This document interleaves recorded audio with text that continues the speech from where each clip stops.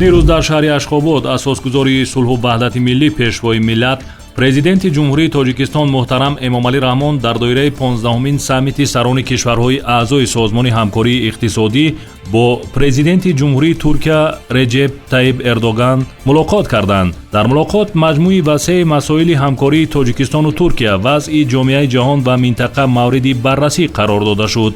Президенти мамлакат муҳтарам Эмомалӣ Раҳмон аз имкони дидору мулоқот изҳори хушнудӣ карда таъкид доштанд, ки мо Туркияро шарики муҳими худ дар арсаи байналмилалӣ медонем ва хушбахтона имрӯз муносибатҳои ҳамкорӣ миёни кишварҳои мо раванди устувор касб намудааст.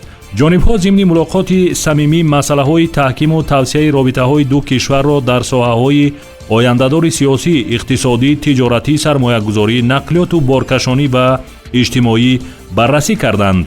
давоми 5 соли охир гардиши мол байни Тоҷикистону Туркия беш аз $2 миллиард амрикоиро ташкил дод. таъкид гардид, ки барои боз ҳам боло бурдани ин нишондод имкониятҳои мавҷуда аз қабили татбиқи муштараки тарҳҳои сармоягузорӣ ва таъсиси корхонаҳои истеҳсолӣ дар Тоҷикистон, фаъолияти комиссияи муштараки байниҳукуматӣ оид ба ҳамкории иқтисодӣ ва форумҳои соҳибкорони Тоҷикистону Туркия ба таври самаранок истифода карда шавад.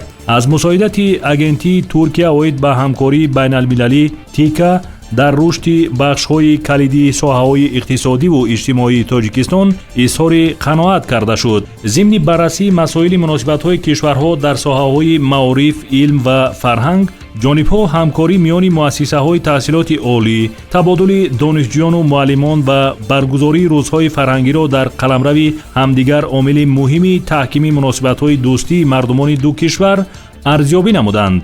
ҳамкорӣ дар соҳаи сайёҳӣ низ яке аз самтҳои ояндадори робитаҳои дуҷониба номида шуд. ҷонибҳо ҳамчунин атрофи раванди нигаронкунандаи паҳншавии пандемияи COVID-19 дар сатҳи ҷаҳонӣ мубодилаи афкор анҷом доданд. масъалаҳои алоҳидаи муносибатҳои дуҷонибаи Тоҷикистону Туркия, аз ҷумла ҳамкорӣ дар соҳаи амниятӣ ва муборизаи муштарак алайҳи хатару таҳдидҳои глобалӣ, аз қабили мубориза бо зуҳуроти терроризму ифротгароӣ, қочоқи маводи мухаддир ва ҷинояткории муташаккили фаромилӣ дар маркази таваҷҷӯҳи ҷонибҳо қарор дошт. дар рафти суҳбат ҳамчунин дигар масъалаҳои мубрами байналмилалӣ ва минтақавӣ баррасӣ гардид.